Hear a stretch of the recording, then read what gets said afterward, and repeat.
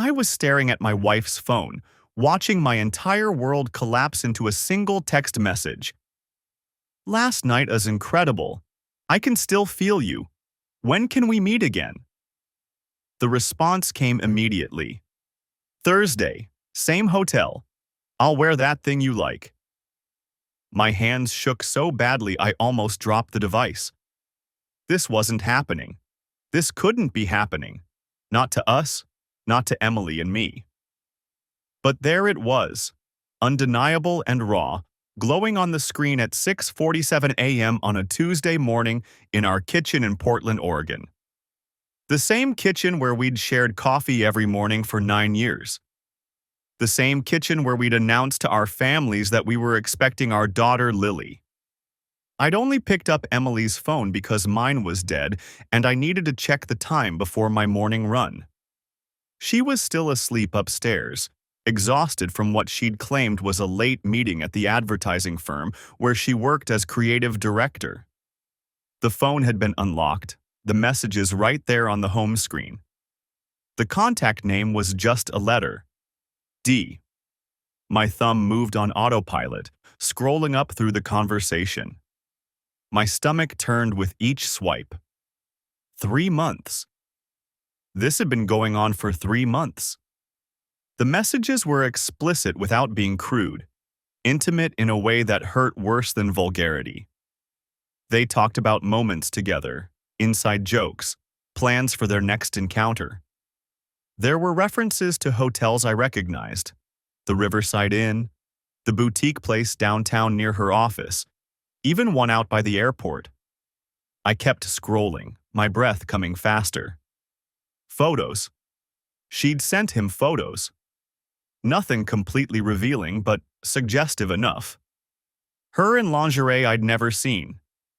Angles and poses that made it clear these weren't meant for a husband of 9 years, but for someone new, someone exciting. The rational part of my brain was screaming at me to stop, to put the phone down, to think.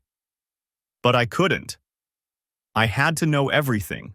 I found the first message, dated back to early February.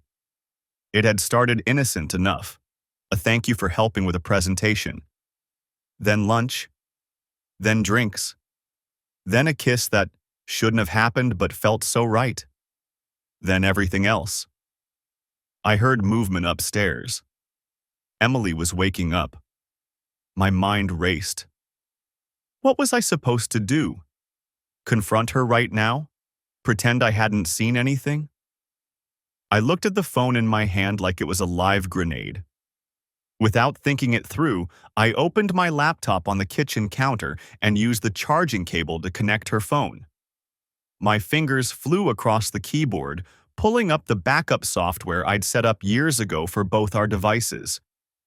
I'd installed it after Emily lost her phone at a conference and we'd nearly lost all of Lily's baby photos. The progress bar crawled across the screen. 40%. 50%. Footsteps on the stairs. 60%. 70%. Babe, Emily's voice called from the hallway. Have you seen my phone? My throat was so tight I could barely breathe. In here, I managed. 85%. She walked into the kitchen wearing my old college t-shirt, her blonde hair messy from sleep, looking exactly like the woman I'd fallen in love with at a mutual friend's barbecue 10 years ago.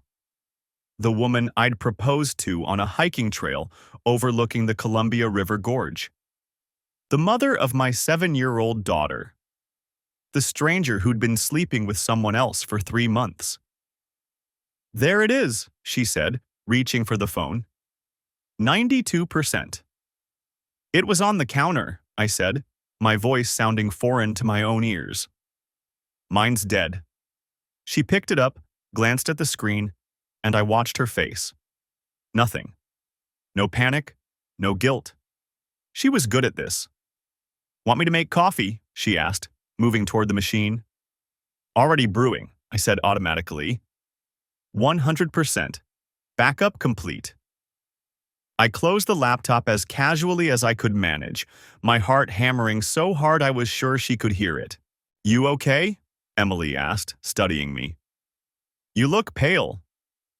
Didn't sleep great, I said. It wasn't a lie. I'd been awake since 3, though I hadn't known why I was restless then. Maybe some part of me had already known. She moved closer, putting her hand on my forehead like she was checking for fever. Her touch made my skin crawl, but I forced myself not to flinch. You're clammy, she said, concerned. Maybe skip your run today? I wanted to scream. I wanted to grab her shoulders and demand the truth. I wanted to ask her how she could stand there, touching me with the same hands that had touched him, looking at me with those same eyes that had looked at him, speaking with the same mouth that had… Yeah, I heard myself say. Maybe you're right. She kissed my cheek. A quick, casual kiss, the kind we'd exchanged 1,000 times. It felt like poison. I've got that early meeting, she said, pouring coffee into her travel mug. The Riverside account. Might be late again tonight. The Riverside account. The Riverside Inn. Sure, I said. I'll pick up Lily from school. You're the best. Another kiss, this one on my lips. Brief, meaningless. Love you. The words hung in the air between us, hollow and sharp. Love you too, I said, because what else could I say? Because I needed time to think, to plan, to figure out what the hell I was going to do. She grabbed her bag and headed for the garage. I listened to her car start, the garage door open and close, the sound of her driving away. Then I was alone with the laptop and the backup of her entire digital life, and the knowledge that everything I thought I knew was a lie. I had exactly 9 hours before Lily got out of school. 9 hours to decide how to handle this. I opened the laptop again and started reading. I sat at the kitchen table with my laptop open, the backup complete. 9:47 a.m. 7 hours until I had to pick up Lily. The software had organized everything into neat folders: messages, photos, call logs, location history. A complete digital record of my wife's double life, sorted and searchable. I started with the messages. The affair had begun in early February, just after Valentine's Day. Ironic. I'd given Emily a first edition of her favorite book, The Great Gatsby, that I'd found at an estate sale. She'd cried, told me it was the most thoughtful gift anyone had ever given her. 3 days later, the first message from D. Lunch was incredible. Can't stop thinking about you. I scrolled through weeks of conversations. Flirtation becoming intimacy, becoming explicit planning. Hotel rooms. Afternoon meetings. A weekend in Seattle when Emily claimed she had a conference. Then I found the photos. Not just the ones they'd sent each other, though there were plenty of those, but screenshots. Dozens of them. Pictures of books. Rare books. I leaned closer to the screen. A leather-bound first edition of Moby Dick. An 1813 Pride and Prejudice. A signed Hemingway. Each photo showed the book's title page, condition notes, and what looked like catalog numbers. Below each image, price negotiations. Collector in Boston confirmed, $47K for the Melville. Hawthorne buyer wants provenance documentation. Can you get the twain appraised quietly? My stomach went cold. Emily was head librarian at the Portland Central Library. She'd worked there for 12 years, the last 5 in charge of their rare books collection. One of the finest collections of American literature in the Pacific Northwest. She gave tours, lectured on preservation, wrote grants for climate-controlled storage. I opened a new browser tab and searched for the Portland Central Library Rare Books Catalog. Found the Moby Dick listing. First American edition, 1851. Harper and Brothers. Excellent condition. I navigated back to Emily's messages and found a photo dated 3 weeks ago. Same book. Same catalog number visible on a small label. But the conversation that followed made my hands shake. Replacement arrives tomorrow. ISBN matches perfectly. No one will notice the difference unless they really examine it. D had responded, "You're brilliant. Modern reprint for $40. Sell original for $47K. Best margins yet." I searched through more messages, found a spreadsheet attachment, opened it. 43 books. Dates acquired from the library, dates replaced, sale prices, buyer's initials, total revenue, $1.8 million over 18 months. Split 50-50 between Emily and D. I sat back from the laptop. My wife wasn't just having an affair. She was systematically looting one of Portland's cultural institutions, stealing irreplaceable pieces of literary history and replacing them with worthless counterfeits. The rare books collection was her baby. She'd spent years building it, acquiring donations from estates, securing purchases from auction houses. The city trusted her. Donors trusted her. Scholars came from across the country to study those books. And she was selling them off piece by piece while sleeping with her accomplice. I needed to know who D was. I went through the call logs. One number appeared repeatedly, always during work hours. Never in the evening when Emily was home. I copied it into a reverse lookup site. Daniel Pritchard, Pritchard Rare Books and Manuscripts, Seattle, WA. Of course, a rare book dealer. He'd have the connections, the buyers, the expertise to authenticate and move stolen goods. Emily would have the access, the authority, the knowledge of what was valuable. I searched for his business. Found a professional website showcasing impressive inventory. Client testimonials. A photo of Daniel, mid-40s, silver hair, expensive suit. The kind of man who looked trustworthy, respectable. I went back to the messages and found the planning. Emily would identify valuable books that hadn't been accessed in years. Books most patrons didn't know existed. She'd order high-quality reprints from specialty publishers. Legal reproductions sold as reading copies, not forgeries. Then she'd swap them during inventory updates when she was alone in the climate-controlled vault. The real books would go to Daniel. He'd sell them to private collectors through discreet channels. Buyers who didn't ask questions about provenance. People who wanted rare books for their personal libraries, not for resale. "No one checks the collection thoroughly," Emily had written. "Annual inventory is just counting spines. As long as the title and author match, they scan the barcode and move on." Daniel's response: "You've created the perfect system. Low risk, high reward. We should celebrate this weekend." That weekend had been the Seattle conference. I found more photos. Not just of books, but of Emily and Daniel together. Restaurant tables with wine glasses. A hotel room with a view of Puget Sound. His hand on her waist. Her head on his shoulder. 10 years together. 9 years married. And she'd thrown it away for money and a book dealer with silver hair. But it was worse than infidelity. Worse than betrayal. She was stealing from the public. From students and researchers and book lovers who came to the library specifically for those rare editions. From the donors who'd entrusted their family treasures to the city's care. From the community that funded her salary and the collection's maintenance. Cultural theft. That's what the FBI called it. I'd read an article last year about art crimes.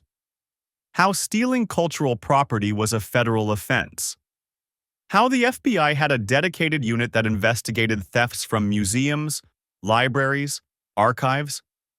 I looked at the clock. 11:23 a.m., 4.5 hours until Lily's pickup. I needed evidence. Real evidence, not just screenshots from a phone backup that a defense attorney could claim was fabricated. I went back through the messages, looking for anything about physical locations. Found it in a conversation from last week. Emily. Storage unit is getting full. We need to move inventory soon. Daniel. I'll arrange transport next month.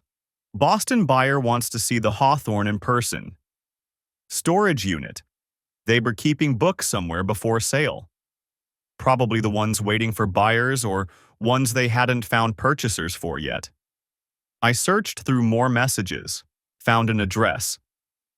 Cascade Storage Solutions, Unit 247, Gresham.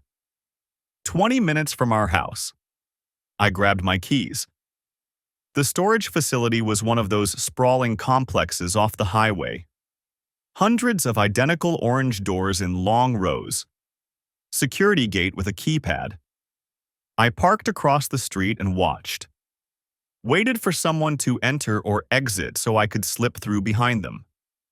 Didn't take long. A woman in a minivan punched in her code. I followed her through before the gate closed. Unit 247 was in the back corner. Climate-controlled section. Premium pricing. The door had a combination lock.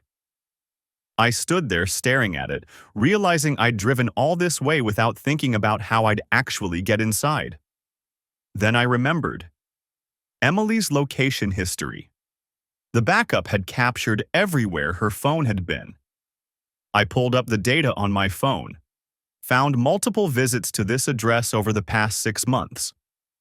But more importantly, I found photos she'd taken here. Not of books, of the lock itself with a caption, New Combo, 08-15-19. Her birthday. My hands shook as I spun the dial. 08-15-19. The lock clicked open. I lifted the rolling door. The unit was maybe 10 by 15 feet. Metal shelving lined both walls, and on those shelves, carefully wrapped in archival paper, were dozens of books. I stepped inside and unwrapped the nearest one. The Scarlet Letter, Ticknor and Fields, 1850. First edition. Inside the front cover, a bookplate. Gift of the Whitman Estate to Portland Central Library, 1967. Another book. Leaves of Grass, 1855. First edition. Bookplate. Donated by the family of Robert Jameson, 1982. Every book I checked had the same story. Library property. Donated by families who'd wanted to share their treasures with the public. Stolen by the woman those families had trusted. I pulled out my phone and started taking photos. Every book, every bookplate, every shelf. The unit number visible in each shot. Time and date stamp enabled. Then I found the file boxes on the bottom shelf. Sales records, printed emails, receipts from the reprint publisher, shipping labels. A ledger in Emily's handwriting tracking every theft, every replacement, every sale. Documentation of 18 months of systematic cultural property theft. I photographed everything. Filled my phone's memory and had to delete old photos of Lily to make room for more evidence. When I finished, I carefully rewrapped everything exactly as I'd found it. Closed the unit. Locked it. Drove home with my heart pounding and my mind racing. 3:15 p.m. when I got back. 30 minutes until school pickup. I sat at the kitchen table with all the evidence. Phone backup. Storage unit photos.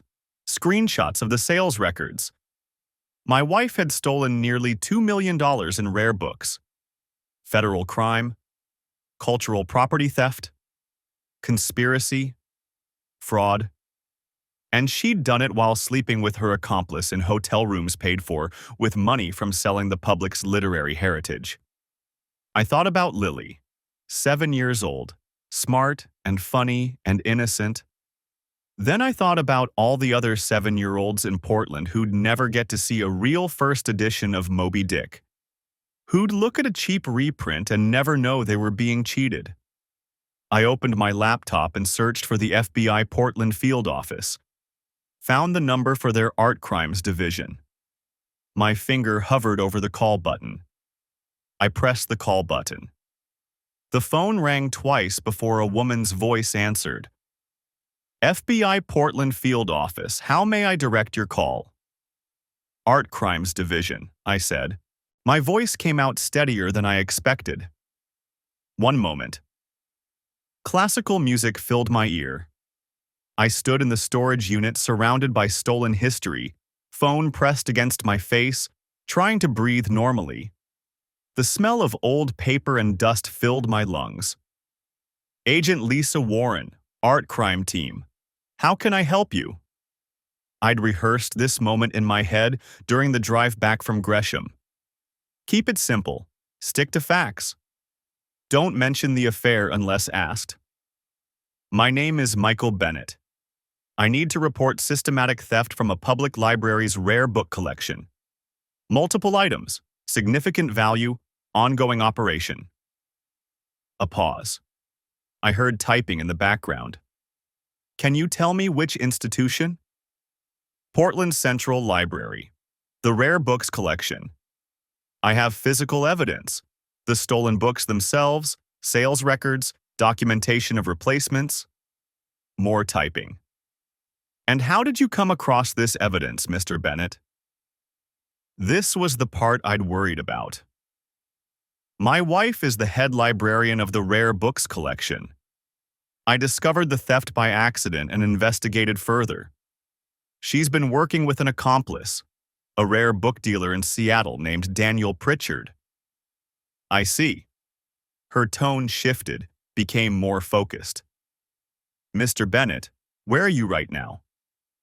At a storage unit in Gresham, Cascade Storage Solutions, Unit 247.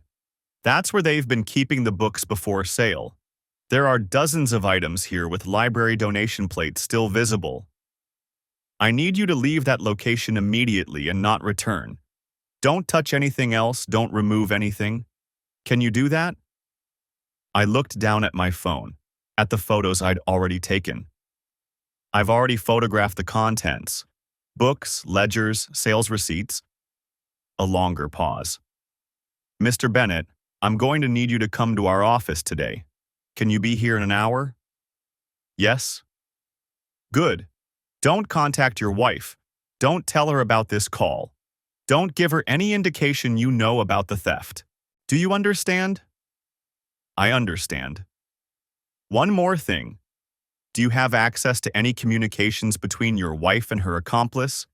Emails, text messages, anything documenting the operation? I thought of the phone backup sitting on my laptop at home. 18 months of messages detailing every theft, every sale, every careful replacement. Yes, extensive text message history covering the entire operation. Bring everything you have. I'll see you in an hour. She gave me the address and hung up. I stood in the storage unit for another moment, looking at the boxes of stolen books. Somewhere in here was probably the 1925 first edition of The Great Gatsby that the library's website listed as one of their prize acquisitions, a donation from the estate of some Portland lumber baron in 1967. Public trust converted into private profit. I pulled the door down and locked it. The combination spun under my fingers. 08, 15, or 19. Emily's birthday. The same birthday I'd celebrated with her 37 days ago, taking her to that French restaurant she loved, buying her the pearl earrings she'd wanted. She'd worn them to meet Daniel 3 days later. I'd seen them in one of the photos she'd sent him. The drive back into Portland felt surreal. Morning traffic flowed normally around me. People headed to work, drinking coffee, listening to podcasts. Their lives continuing on their expected trajectories while mine had shattered into something unrecognizable. I stopped at home long enough to grab my laptop. The house was empty. Emily at work, Lily at school. Our life preserved in amber, waiting for the explosion that would destroy it. The FBI field office occupied several floors of a downtown building near the courthouse. I gave my name at security, showed ID, waited in a lobby with uncomfortable chairs and outdated magazines. Agent Warren appeared after 15 minutes. She was younger than I'd expected, maybe 40, with dark hair pulled back and sharp eyes that seemed to catalog everything about me in seconds. "Mr. Bennett, thank you for coming in." She led me to a small conference room. Another agent joined us, older, male, introduced as Agent Robert Hayes. They sat across from me with notepads and recording equipment. "Before we begin," Warren said, "I want to confirm. You're here voluntarily, you understand you're not under investigation, and you're willing to provide information about crimes you've discovered." "Yes to all of that." "Good. Walk me through how you found out about the thefts." I told them about finding Emily's phone unlocked. I didn't mention the explicit messages, just said I'd seen concerning communications with Daniel Pritchard and decided to investigate. I told them about the backup, the messages about books, the storage unit address. Hayes took notes while Warren asked questions. How long had I been married? What was Emily's position at the library? When did I first suspect something? "The messages go back 18 months, I said. "They've taken 43 books total. Emily would identify valuable items in the collection, order matching reprints online, swap them out, and pass the originals to Daniel. He'd sell them through his network of private collectors. They split the proceeds 50-50. I opened my laptop and showed them the photos from the storage unit. Warren leaned forward, her expression hardening as she scrolled through images of books with visible donation plates. "These are still in their possession?" "As of 2 hours ago, yes. That's everything they haven't sold yet." The messages indicate they usually wait a few months before selling, to create distance from the theft. Hayes spoke for the first time. "And the sales records you mentioned?" I showed them the photos of Emily's ledger, her handwriting documenting each theft, each sale, each split of profit. 18 months of systematic cultural theft, recorded in her neat, careful script. Warren pulled out her phone and made a call. "I need a warrant team ready to move on a storage unit in Gresham. Also prepare warrants for a residence in Portland and a business in Seattle." She rattled off addresses, then hung up. "Mr. Bennett," she said, "I need access to those text messages. The full backup." I'd prepared for this. I opened the backup software and showed them how to export the message history. Hayes took over my laptop, fingers flying across the keyboard. "This is comprehensive," he said after a few minutes. "Dates, amounts, buyer information. They documented everything." "Emily's organized," I said. The words tasted bitter. "She keeps detailed records. It's one of the things that made her good at her job." Warren studied me. "This can't be easy, turning in your wife." "She stole from the public, from the community. Those books were donated to be preserved and shared, not sold for profit." I met her eyes. "And she's been lying to me for 18 months, maybe longer. We'll need you to not contact her today. Can you do that?" "I haven't spoken to her since I found the messages yesterday morning." Warren glanced at Hayes, some silent communication passing between them. "We're going to move quickly on this," she said. "Today, if possible. We'll execute warrants on the storage unit, your home, and Pritchard's business simultaneously. We'll need you to stay available. We may have more questions as we process the evidence. What should I do about Lily, my daughter? She's 7. Where is she now? School. I pick her up at 3:47. Warren checked her watch. Pick her up as normal. Take her somewhere neutral. A friend's house, a relative. Don't bring her home until we contact you. We'll try to minimize disruption, but there will be agents at your residence. The reality of it hit me then. Federal agents searching our home. Emily being arrested. Lily's world falling apart. How long before this becomes public? Depends on several factors. If your wife and Pritchard cooperate, maybe a few days before charges are filed. If not, it could move faster. Either way, this will be news. Library theft, especially of this scale, draws attention. Hayes closed my laptop and slid it back across the table. We've copied everything we need. You'll get this back after we've verified the evidence. Warren stood. Thank you for coming forward, Mr. Bennett. I know this isn't easy. You've helped us recover significant cultural property and stop an ongoing crime. I didn't feel helpful. I felt hollow. What happens to Emily? That depends on a lot of factors. Value of stolen property, cooperation with investigation, whether any items have been lost or damaged. Federal theft charges carry serious penalties. She's looking at prison time. I nodded. My hands were shaking again. One more thing, Warren said. Don't be surprised if your wife contacts you today after we execute the warrants. Don't discuss the case with her. Anything you say could complicate the investigation. They walked me out. I stood on the sidewalk outside the FBI building, watching traffic flow past, trying to figure out what to do for the next 6 hours before I had to pick up Lily. My phone buzzed. A text from Emily. Lunch today? Miss you. I stared at the message. She had no idea that federal agents were preparing warrants.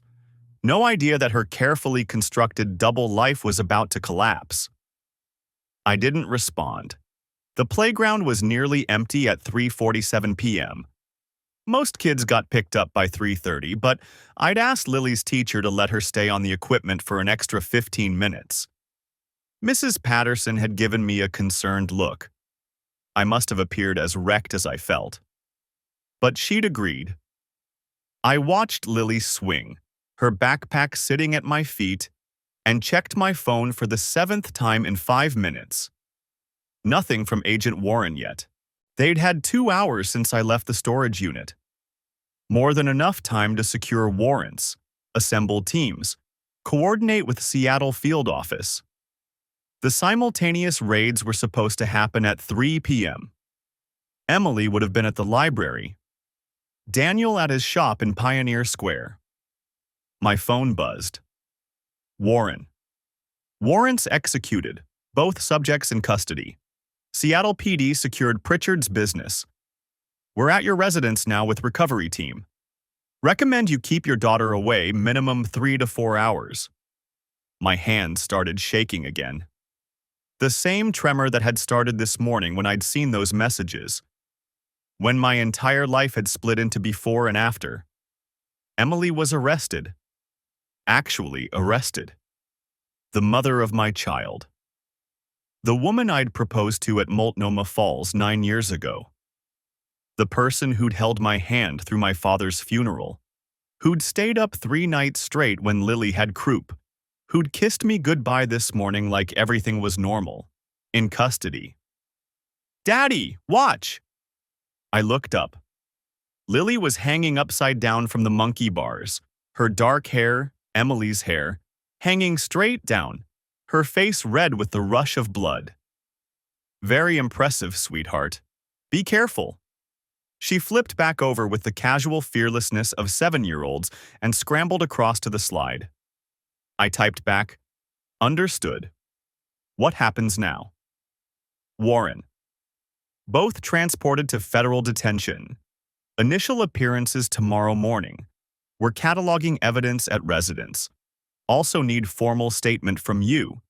Can you come to Portland field office around 8 p.m. after daughter's bedtime? Me. Yes. Warren. One more thing, we found additional documentation. This goes deeper than 18 months. Looks like closer to 3 years. Still analyzing but preliminary count over 200 items. Multiple institutions. I read that twice. Multiple institutions. Not just Portland Central Library. 200 items. Daddy, can we get ice cream? Lily had appeared in front of me, slightly out of breath, her jacket unzipped despite the March chill. Sure, baby. Zip up first. She complied, then grabbed my hand. Her palm was warm and slightly sticky. The good place? With the waffle cones? The good place. We walked to my car. I'd driven separately from the FBI, parked 3 blocks from the school to avoid any possible scene. Lily chattered about her day. Something about a boy named Tyler who'd brought a lizard for show and tell, and I made appropriate responses while my mind spun. 3 years. Emily had been head of rare books for 4 years, which meant she'd started stealing within 12 months of getting the position. Before Lily started kindergarten. While I'd been proud of her promotion, taking her out to celebrate, telling everyone my wife was preserving literary history, she'd been selling it instead. I buckled Lily into her booster seat and drove toward Salt and Straw. The traffic was typical for late afternoon Portland, sluggish but moving. Rain started speckling the windshield. "Where's Mommy?" Lily asked. My throat tightened. "She had to work late, sweetheart. It's just us for dinner tonight." "Can we have pizza?" "Absolutely." In the rearview mirror, I watched her swing her feet, content with this answer. She had no idea that her mother was sitting in a federal detention cell right now. That FBI agents were photographing every room of our house. That her entire world was about to implode. I'd have to tell her something eventually. But not today. Not while I was barely holding myself together. At Salt and Straw, I let her get 2 scoops, honey lavender and strawberry balsamic, and got nothing for myself. My stomach had been a clenched fist since this morning. Food seemed impossible. We sat at one of the small tables by the window. Lily attacked her cone with focused intensity. My phone buzzed again. Different number. Unknown. "This is Daniel Pritchard. They let me make a call. I know you did this. You destroyed everything. Emily loves me, not you. We were going to be together. You're just too pathetic to see she'd outgrown you." I stared at the message. The audacity. The sheer arrogance of this man who'd been sleeping with my wife, stealing cultural treasures, destroying public trust. And he thought I was the problem. I blocked the number without responding. "Daddy, you okay?"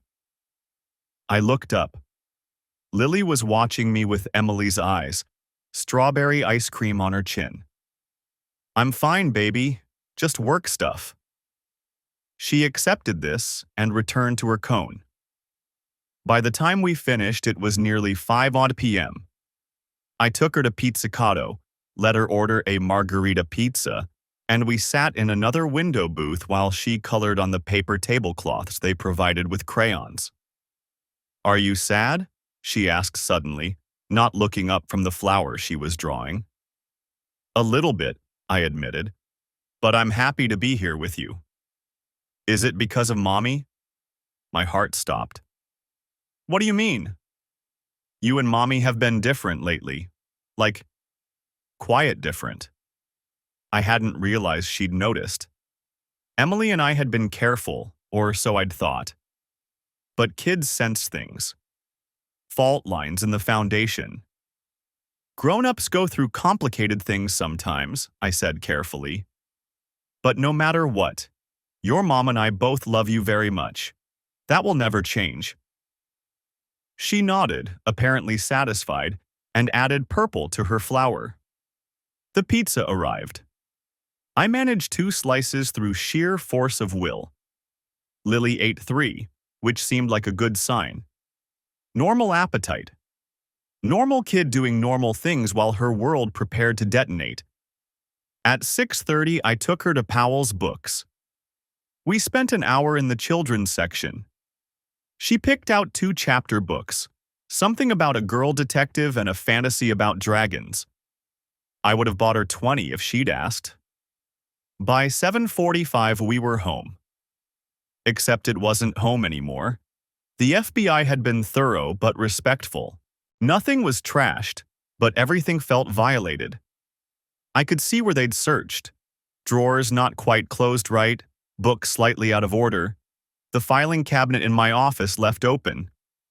Yellow evidence tape marked Emily's study. "Do not cross." "Why is that there?" Lily asked. "Mommy had some work documents that people needed to look at," I said. "It's just temporary." Another lie. I was getting better at them. I got Lily ready for bed, teeth brushed, pajamas on, the new books stacked on her nightstand. She wanted the dragon one first. I read 3 chapters, doing different voices for the characters, and by the end, her eyes were heavy. "Love you, Daddy." "Love you too, baby, more than anything." I kissed her forehead and turned off the main light, leaving the nightlight glowing. Downstairs, I stood in the kitchen where this had all started. The same counter where I'd backed up Emily's phone 12 hours ago. The same coffee maker I'd started and never finished. My laptop was gone. FBI had taken it as evidence. Emily's phone too, obviously. They'd left me a receipt listing everything removed. 3 pages long. I changed into jeans and a clean shirt, then drove to the FBI field office on Bancroft. The building was modern glass and concrete, intimidating in the gathering dark. Agent Warren met me in the lobby. She looked tired but energized, the expression of someone who'd had a very long, very successful day. "Mr. Bennett, thank you for coming. This way." She led me through security, up an elevator, down a hallway lined with photos of famous cases. We ended up in a small conference room with a recording device on the table. "This is your formal statement," she explained. "Everything you tell us can be used in the prosecution of Emily Bennett and Daniel Pritchard. Do you understand?" "Yes." "And you're providing this voluntarily?" "Yes." She pressed record. For the next 90 minutes, I walked through everything. Finding the messages, the backup, discovering the storage unit. Every detail I could remember. She asked clarifying questions, took notes, occasionally conferred with Agent Hayes, who joined us halfway through. When we finished, it was nearly 10 p.m. "What happens now?" I asked.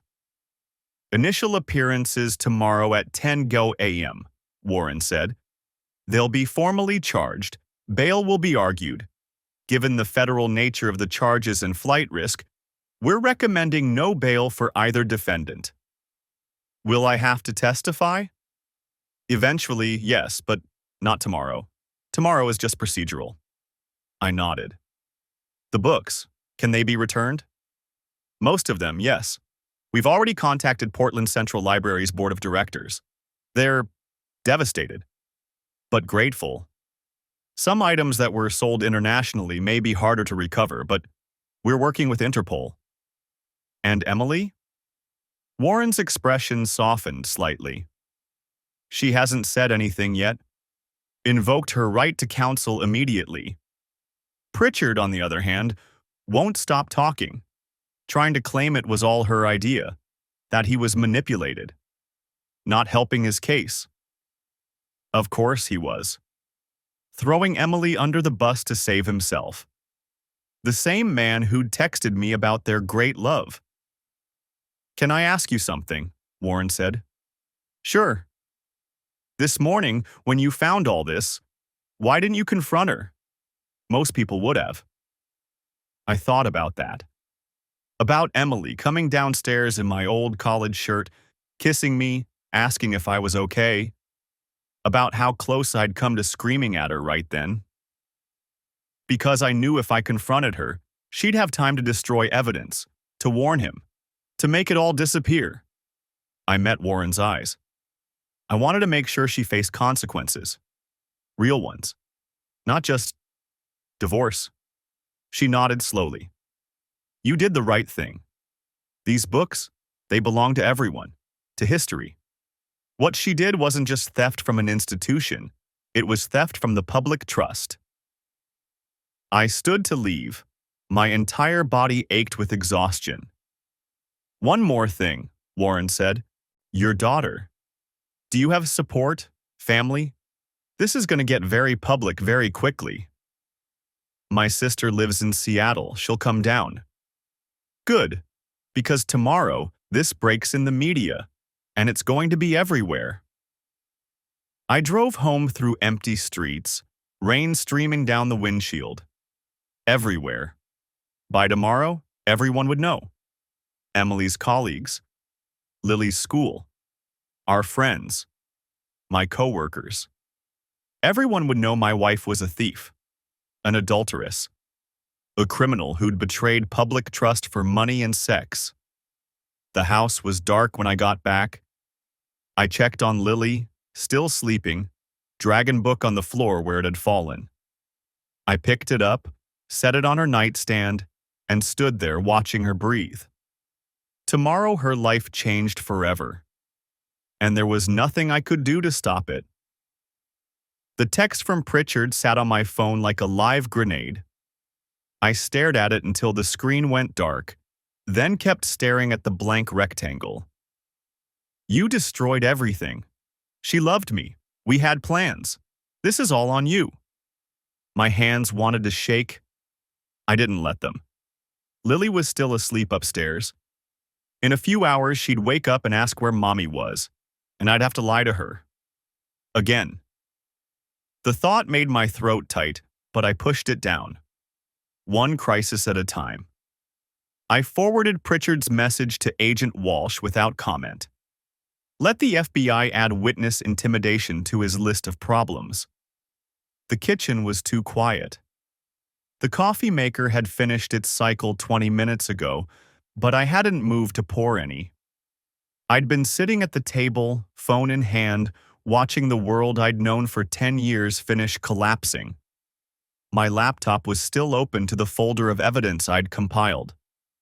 Hundreds of photos, spreadsheets, transaction records. Emily's own meticulous documentation of every book she'd stolen, every forgery she'd commissioned, every sale she'd arranged. She'd kept it all, organized it all, like some kind of twisted professional portfolio. I closed the laptop. I'd seen enough. The house felt wrong now. Every surface, every room carried memories that had been recontextualized into lies. The kitchen where Emily used to dance with Lily while making pancakes on Sunday mornings. The living room where we'd watched our daughter take her first steps. The bedroom where... I stood up. Movement was better than thinking. The coffee was bitter and over-extracted, but I drank it anyway. The burn in my throat was something to focus on. Something real. My phone buzzed. Walsh this time, not Pritchard. Received your forward. Do not respond to any communication from Pritchard or Mrs. Bennett. Document everything, but do not engage. We'll handle it. Professional. Efficient. Walsh had probably sent 100 messages like that to 100 different people caught in 100 different disasters. I typed back, understood. Another buzz, almost immediately. Media will likely arrive at your residence within hours. News of the arrests will break this morning. Recommend you prepare your daughter and consider temporary relocation if possible. The coffee turned to acid in my stomach. Media. Of course. The head librarian of Portland Central Library, arrested for systematically looting the city's rare book collection. Her accomplice, a prominent Seattle dealer. Federal charges, cultural heritage crimes. It was exactly the kind of story that would lead the local news, maybe make national outlets. And Lily would be right in the center of it. I looked at the clock. 7:23 a.m. She'd be awake soon, asking for breakfast, asking why I looked tired, asking where Mommy was. My sister lived in Bend, 2.5 hours away. Rachel had a guest room and a daughter Lily's age. She'd asked me twice over the years if everything was okay with Emily, something in her tone suggesting she'd seen things I'd missed. I'd dismissed it both times. I should have listened. I pulled up her number, then hesitated. What would I even say? Hey, Rachel, remember how you never quite trusted my wife? Turns out she's a federal criminal who's been stealing irreplaceable books and sleeping with her fence. Can Lily and I crash with you for a while? The phone rang before I could decide. Unknown number, Portland area code. I almost didn't answer, but something made me pick up. Mr. Bennett, this is Joyce Harmon from the Oregonian. I'm calling about the arrest of your wife, Emily Bennett, on federal theft charges related to... I hung up. The phone rang again immediately. Different number. I turned it off. Upstairs, I heard Lily's bedroom door open. Small feet padding across the hallway to the bathroom. The sound of normalcy, of routine, of a 7-year-old's morning ritual that had nothing to do with FBI raids and federal detention centers. I had maybe 5 minutes before she came downstairs. I turned my phone back on and called Rachel. She answered on the second ring, her voice alert despite the early hour. Michael, what's wrong? No preamble, no small talk. She'd always been able to read me, even over the phone. I need to bring Lily to stay with you for a few days, maybe longer. Can we come today? Silence for 3 seconds. What happened? Emily was arrested last night. Federal charges. It's going to be all over the news in a few hours, and I need to get Lily away from Portland before the media shows up at our door.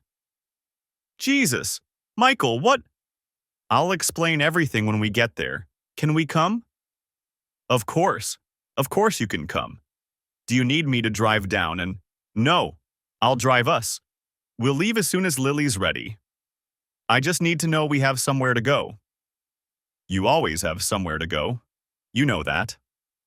Her voice softened. Is Lily okay? I looked toward the stairs. Heard the bathroom door open, the feet padding back toward her room. She doesn't know yet. She thinks her mom's at a work conference. Rachel made a sound that might have been a sigh or a suppressed curse. How long can you keep that going? I don't know, not long. But I need to tell her somewhere safe. Somewhere she won't have cameras in her face when she falls apart. Okay, come here. We'll figure it out. Thank you. Michael, she paused. Whatever Emily did, whatever happens, you're going to be okay, both of you. I wanted to believe her. I made a sound that might have passed for agreement and ended the call. Lily appeared at the top of the stairs in her favorite pajamas, the ones with the dinosaurs. Her hair was a mess of tangles, and she was clutching the stuffed rabbit she'd had since she was 2. Daddy, where's Mommy? I kept my voice steady. She had to stay late at her conference, sweetheart, but I have a fun idea. How would you like to visit Aunt Rachel and play with Sophie for a few days? Her face lit up. Really? Can we go to the caves again? Maybe. We'll see what Aunt Rachel has planned. She bounded down the stairs with the resilience of childhood, the kind of easy joy that came from not knowing the world was ending. Can I bring my new books? Books? Of course she'd ask about books. Emily had raised her to love them, to treasure them, to understand their value. The irony was sharp enough to cut. You can bring whatever you want, but we need to pack quickly, okay? Let's make it an adventure. She grinned and ran back upstairs to get dressed. I had 30 minutes, maybe 40, before the news broke. Before neighbors started calling. Before the first TV van pulled up outside. I moved through the house mechanically, throwing clothes into a duffel bag. Toothbrushes. Lily's medications. Her school backpack, because she'd need something familiar. My laptop, because Walsh might need me to access the evidence files. The photos on the mantel caught my eye as I passed through the living room. Emily and me on our wedding day. Lily as a newborn. Family vacation to the coast last summer. All of us smiling. All of us happy. All of it real in the moment and lies in retrospect. I left them where they were. Lily came downstairs dressed in mismatched clothes, dragging a small suitcase she'd packed herself. I could see stuffed animals poking out the sides. I'm ready for our adventure. My phone buzzed in my pocket. I ignored it. Then let's go, kiddo. We were in the car and backing out of the driveway when the first news van turned onto our street. I saw the driver's eyes widen as he recognized the address, saw him reach for his radio. I kept driving. In the rearview mirror, I watched our house recede. Watched the van pull up to the curb. Watched a man with a camera climb out. Lily was singing to herself in the back seat, something about dinosaurs and adventures. I merged onto the highway and pointed the car east, toward Bend, toward my sister's house, toward whatever came next. My phone wouldn't stop buzzing. I turned it to silent and kept driving. The morning after our arrival in Bend, I woke to find Lily standing beside the pull-out couch, her stuffed rabbit clutched against her chest. Daddy, when is Mommy coming back from her conference? I sat up, my neck stiff from the thin mattress. Through the window, I could see the Three Sisters Mountains sharp against the pale sky. I'm not sure yet, sweetheart. Can we call her?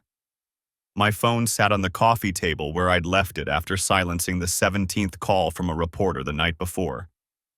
She's really busy right now. Maybe later. Lily's face crumpled. But I miss her. The words hit like a fist to the sternum. I pulled her onto the couch beside me, feeling her small body shake with silent tears. What was I supposed to say? Your mother is in federal detention? Your mother chose stolen books and another man over us? I know, Lil, I know. Rachel appeared in the doorway, her hair pulled back in a messy bun.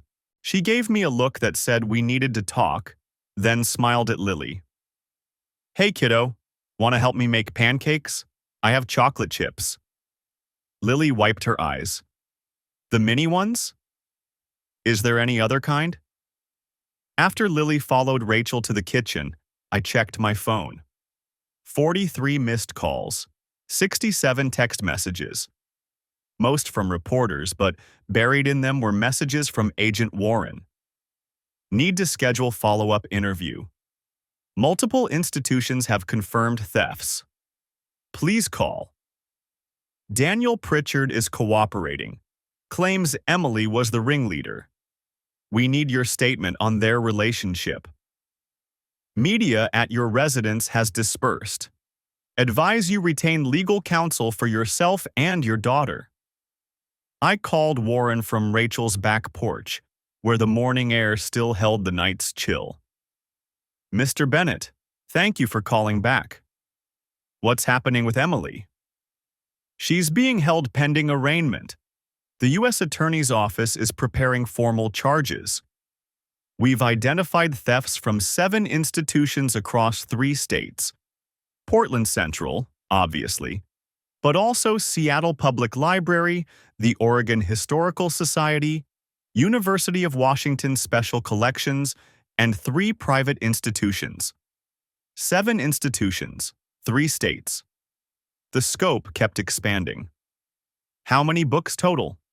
We're still cataloging, but current estimate is over 300 items. Total value exceeds $3 million. I leaned against the porch railing. 3 million. Not the 1.8 we'd initially thought. Pritchard is claiming Emily orchestrated everything, Warren continued. Says she approached him with the scheme, provided the books, handled the replacements. He's painting himself as a middleman who didn't understand the full scope. That's garbage. The texts show they were partners. We know, but it complicates things. We need you to come back to Portland for a formal deposition. The U.S. attorney wants to go through the timeline of their relationship, what you observed, when you believe the affair started versus when the thefts began. Through the window, I could see Lily laughing as Rachel let her crack eggs into a bowl. Normal, simple, everything we weren't anymore. When? Tomorrow, if possible. We're moving quickly on this. The media attention is intense, and several institutions are threatening lawsuits against the library system for inadequate security protocols. I have my daughter. I can't just bring her to Portland. We'll conduct the interview somewhere discreet. 2 hours, maximum. I closed my eyes. Fine. Tomorrow afternoon. One more thing. Emily is asking to see you. My hand tightened on the phone. No. I understand, but her attorney says she has information about additional thefts that she'll only discuss with you present. She's claiming there are books we haven't found yet, stored in a second location. Then let her tell you directly. She won't. Says she'll only talk to you. Warren's voice softened slightly. I can't force you, Mr. Bennett. But if there are more stolen items out there, we need to recover them before they're sold or moved.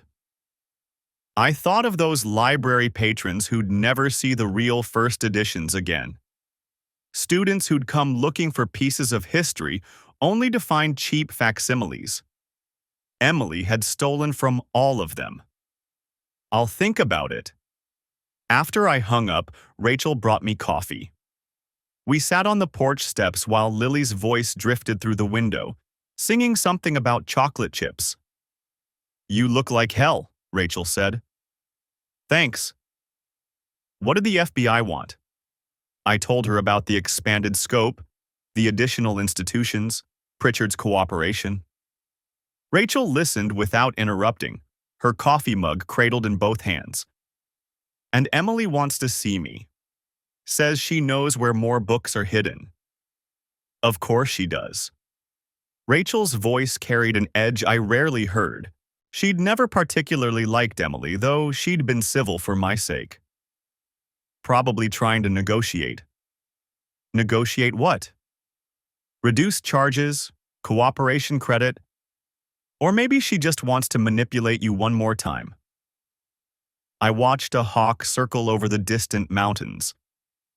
Warren says I should consider it. If there are more books, you don't owe those books anything. You don't owe her anything. I know. Do you? Rachel turned to face me. Because you've got that look. The one you get when you're about to do something noble and self-destructive. She's still Lily's mother. She was Lily's mother when she was stealing millions of dollars in rare books. She was Lily's mother when she was sleeping with Pritchard in hotel rooms. Being a mother didn't stop her from blowing up your daughter's life. The words stung because they were true. But I kept thinking about those texts I'd read, the casual way Emily had discussed our plans with Pritchard. What if there was more? What if she'd been planning to disappear, to take Lily to... I need to know what she was planning, I said quietly. The texts mentioned plans. Future plans. What if she was going to take Lily and run? Rachel was quiet for a moment. Then talk to the FBI. Let them question her. You don't need to be in the room. She won't talk to them, only me. Then let the book stay lost. Rachel stood, brushing off her jeans. I'm serious, Mike. You go in there, she's gonna get in your head. She's gonna make you feel guilty or responsible or whatever she needs you to feel to get what she wants. That's what she does. I knew my sister was right. But I also knew I'd spend every night wondering what Emily had been planning. What other secrets were buried in storage units or safety deposit boxes or places I'd never think to look. I'll be careful. You'll be stupid, Rachel said, but her voice was resigned. Just promise me you won't go alone. Make the FBI be there. Make her attorney be there. Don't give her a chance to work you over in private. Through the window, Lily was flipping a pancake. Her tongue stuck out in concentration. She looked so much like Emily in that moment. The same determined expression, the same way her nose crinkled when she focused. I promise. Rachel squeezed my shoulder. I'll watch Lily while you're in Portland. But Mike? Whatever Emily tells you, whatever she claims, remember, she made her choices. You didn't do this. She did. Later that afternoon, I took Lily hiking on the Deschutes River Trail. She chattered about school, about her friend Zoe's upcoming birthday party, about whether we could get a dog now that we were on vacation. This isn't really a vacation, Lil. Aunt Rachel said we're staying for a while though, right? I helped her over a fallen log. For a little while. Because of Mommy's work conference? The lie sat bitter on my tongue. Something like that. Daddy? She stopped walking, her small hand tight in mine. Is Mommy okay? My throat closed. Why do you ask? You seem sad, and you keep checking your phone like you're worried. 7 years old, and already too perceptive. I knelt down to her eye level, searching for words that were honest without being devastating. Mommy is going through some stuff right now, grown-up stuff. But she's safe, okay? She's not hurt or sick. But she's not at a conference. It wasn't a question. Lily's dark eyes, Emily's eyes, watched me with an expression far too knowing for a child. No, I said finally. She's not. Is she coming back? I don't know, sweetheart. I really don't know. Lily nodded slowly, processing this. Then she wrapped her arms around my neck and held on tight. We stayed like that for a long time, crouched on the trail while other hikers passed around us, while the river rushed by indifferent to our grief. That night, after Lily fell asleep in Rachel's guest room, I sat on the porch and composed a text to Agent Warren. I'll meet with Emily, but only with you and her attorney present, and I want everything recorded. The response came within minutes. Agreed. Tomorrow, 2 p.m., Federal Building. Thank you, Mr. Bennett. I stared at the phone, at the dark screen reflecting my face back at me. Tomorrow I'd sit across from my wife for the first time since her arrest. Tomorrow I'd hear whatever lies or truths or bargains she'd prepared. Tomorrow I'd have to look into the eyes of the woman I'd loved for 10 years and see a stranger looking back. The Federal Building's interview room was smaller than I expected. Gray walls, fluorescent lights, a table bolted to the floor. Agent Warren sat to my right, a recording device between us. Emily's attorney, a sharp-faced woman named Patricia Kern, occupied the chair opposite. And then Emily walked in. She wore an orange jumpsuit that made her skin look sallow. Her blonde hair hung limp, unwashed. But it was her eyes that stopped me. Red-rimmed, hollow, searching my face with desperate intensity. Michael, her voice cracked, Thank you for coming. I didn't respond.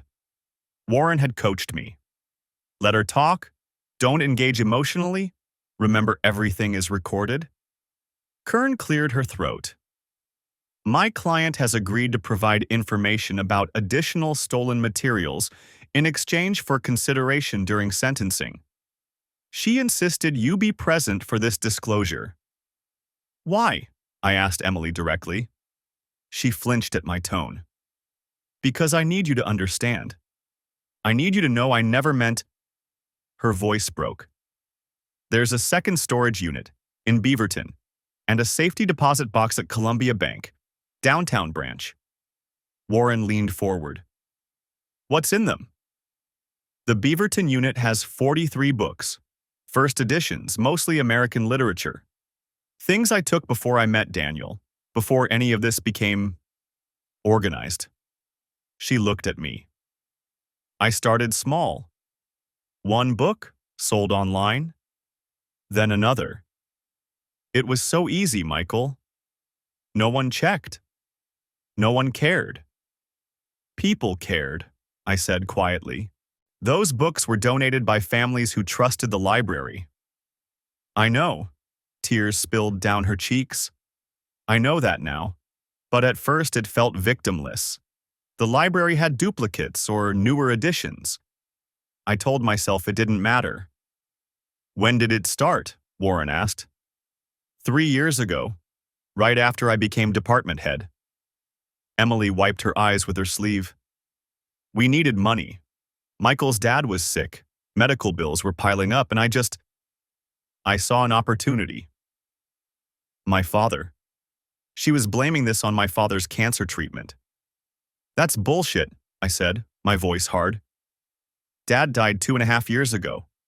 You kept stealing. You brought in Pritchard. You turned it into a system. I couldn't stop. Her voice rose, desperate. Once I started, I couldn't just stop. Daniel found out. He saw me listing a book online, recognized it from the library catalog. He said he could help, said he had buyers who'd pay real money, not just online auction prices. And he was right. We made so much more together. And started sleeping together, I said. Emily's face crumpled. That wasn't supposed to happen.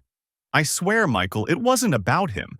It was about feeling powerful, feeling like I mattered. You were so buried in your work after your dad died, and Lily needed so much attention, and I just disappeared. I became invisible.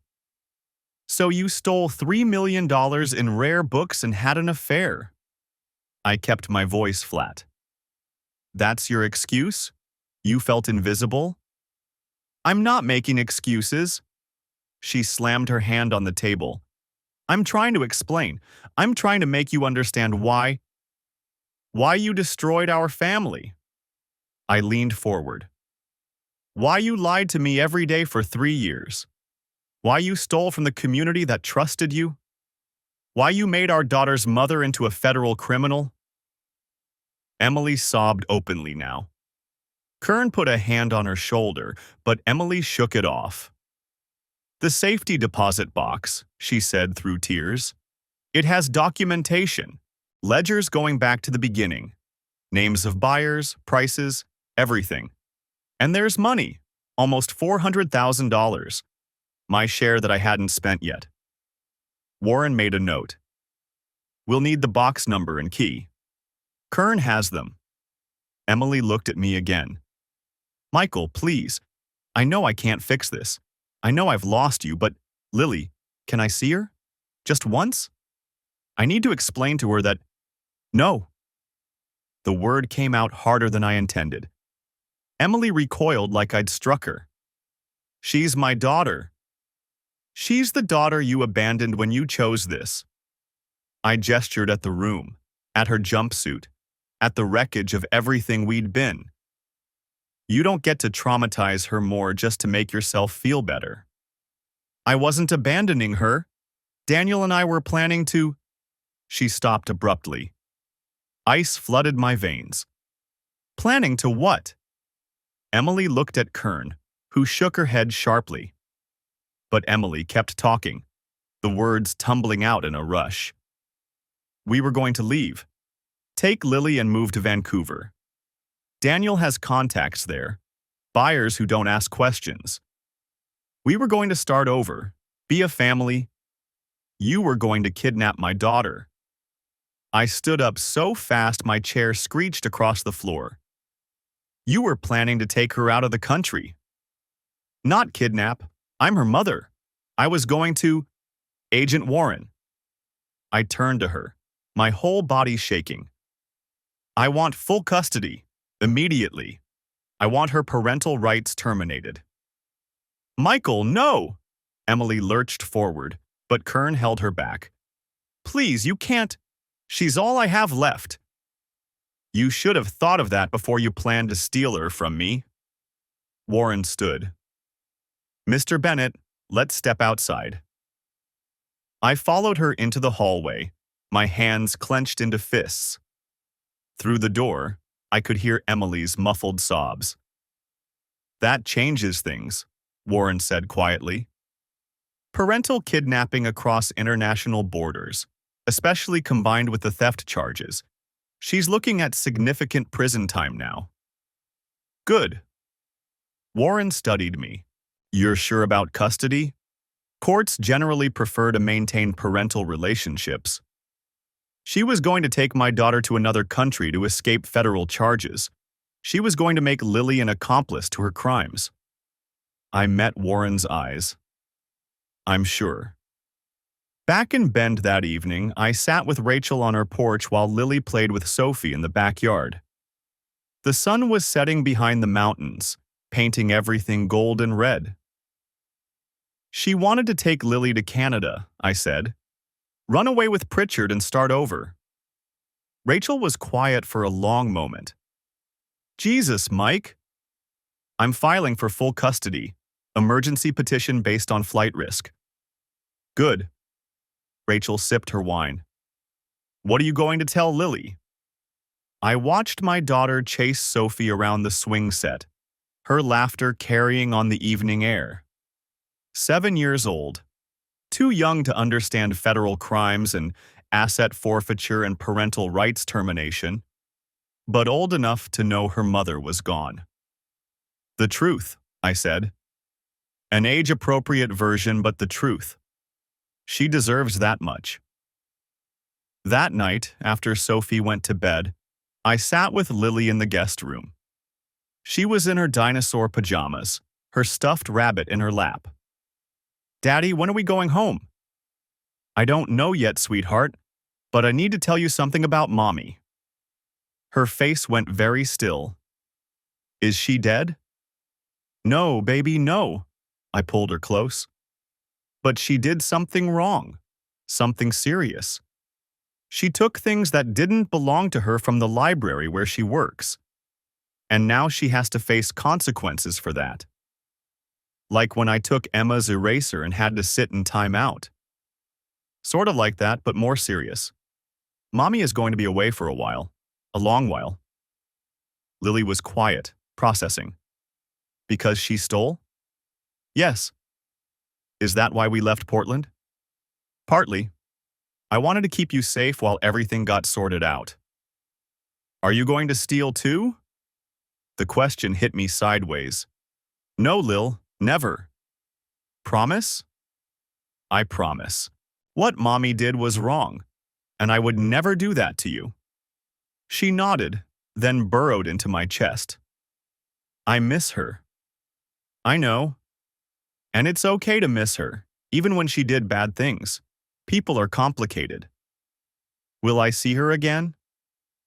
I thought about Emily in that orange jumpsuit, about the custody petition my attorney was filing, about the years of prison time she was facing.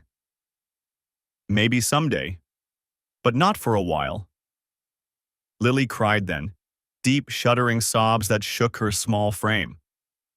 I held her until she exhausted herself, until her breathing evened out and she fell asleep against my shoulder. I carried her to bed and tucked her in, watching her face relax into the peace of childhood sleep. Whatever happened next, trials, sentencing, custody hearings, I'd make sure she was protected. She'd have therapy, stability, truth. She'd have a father who chose her first. The trial took 8 months to reach conclusion. Emily pleaded guilty to federal theft charges, conspiracy, and attempted parental kidnapping. Pritchard took a deal and testified against her, confirming she'd orchestrated the scheme from the beginning. The judge sentenced her to 12 years in federal prison. I was granted full custody. Emily's parental rights weren't terminated, but her visitation was restricted to supervised calls once a month. She didn't fight it. The FBI recovered 287 books from the storage unit's and safety deposit box. Another 43 were traced to private collectors and returned. 21 were never found, sold internationally, lost to history. The libraries sued Emily for restitution. The court ordered her to pay $3.2 million. She'd never earned that much in her lifetime, even after release. But it was the principle. Lily and I stayed in Bend for 3 months, then moved to Seattle to be closer to Rachel. I got a job with a tech company that offered flexible hours. Lily started 3rd grade at a school where nobody knew her mother's name. She asked about Emily less as time went on. The monthly calls were awkward, brief. Emily tried to explain, to apologize, to maintain some connection. Lily was polite but distant. One day, 2 years after the arrest, Lily asked me if we could visit the Seattle Public Library. "Are you sure?" I asked, knowing it was one of the institutions Emily had stolen from. "I want to see the rare books collection, the real one." We went on a Saturday. A librarian named Mr. Peterson gave us a tour of the climate-controlled vault, showing us first editions of Whitman and Dickinson and Frost. He explained how they preserved the books, how they authenticated donations, how they'd implemented new security protocols after the thefts. Lily listened intently, asking questions about paper preservation and binding techniques. "You know a lot about books," Mr. Peterson said, smiling. "My mom taught me," Lily said quietly. "Before." She didn't elaborate. Mr. Peterson didn't push. As we left, Lily slipped her hand into mine. "Daddy? The books Mommy stole. They're back where they belong now, right?" "Most of them, yes." "Good." She was quiet for a moment. "She was wrong to take them. But I'm glad she taught me to love books. Is that okay?" I squeezed her hand. "That's more than okay, Lil. People can do terrible things and still give us good things too. We just have to know the difference." She nodded, satisfied with this answer. We walked to the waterfront and got ice cream. Her tradition, now ours. She got 2 scoops, honey lavender and strawberry balsamic, same as that day in Portland when the world had ended. But this time, when she smiled at me across the table, it reached her eyes. 5 years after Emily's arrest, I received a letter from her, the first communication beyond the monthly supervised calls. I almost threw it away unopened, but something made me read it. "Michael, I don't expect forgiveness. I don't deserve it. But I need you to know that every day in here, I think about what I destroyed. Not just the books, though I think about those too, about the history I stole from people who deserved better. But our family, Lily's childhood, your trust. The therapist they make me see says I was looking for significance in the wrong places, that I wanted to matter, to be important, and I confused value with worth. I thought expensive books and dangerous secrets and a man who made me feel powerful meant I was someone. I was already someone. I was Lily's mother, your wife, a librarian who helped kids discover reading. But I couldn't see it. I was so focused on what I didn't have that I destroyed what I did. Lily writes me sometimes. Short letters about school and friends and the book she's reading. She never asks when I'm coming home. I think she's made peace with the fact that I won't be part of her daily life. That breaks my heart, but it's what I deserve. I'm writing because I want you to know you did the right thing. Turning me in, protecting Lily, choosing truth over comfortable lies. I hated you for it at first, but now I understand. You saved our daughter from becoming an accomplice to my crimes. You gave her a chance at a normal life. Thank you for that. And I'm sorry for everything. Emily. I read it twice, then put it in a drawer. Not forgiveness, but acknowledgement. She'd finally understood the magnitude of what she'd taken, not just from institutions, but from people. From donors who'd trusted their family treasures to public care. From students who'd come seeking authentic history. From Lily, who'd deserved a mother who chose her first. From me, who'd loved her completely and been repaid with lies. I didn't write back. There was nothing left to say. Lily is 14 now. She volunteers at the Seattle Public Library on weekends, helping with their literacy program. She wants to be a librarian someday. Not rare books, she says firmly, but children's services. She wants to help kids discover reading the way someone once helped her. She still talks to Emily once a month. The conversations are civil, sometimes even warm. Emily will be eligible for parole in 4 years. Lily says she'll visit her then, maybe. She hasn't decided. I'm proud of her for that uncertainty. For not rushing to forgive or condemn, but sitting with the complexity of loving someone who did terrible things. We learned something from the wreckage Emily left behind. That trust is built slowly and destroyed instantly. That significance comes from how we treat people, not from what we possess. That the most valuable things we have are often the ones we take for granted. The rare books Emily stole are back in their climate-controlled vaults now, preserved for future generations. Scholars study them. Students marvel at them. They serve the purpose their donors intended. And somewhere in a federal prison in California, my daughter's mother serves her sentence, paying for the choice to value things over people, excitement over stability, significance over love. I don't hate her anymore. Hate requires energy I'd rather spend on Lily, on building a life defined by what we choose rather than what was taken from us. Sometimes, late at night, I think about that morning in our Portland kitchen when I found those messages.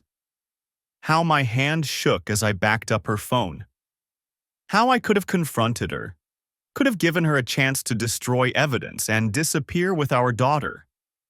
I think about the choice I made instead. To gather truth, to protect Lily, to ensure consequences. It was the hardest thing I've ever done.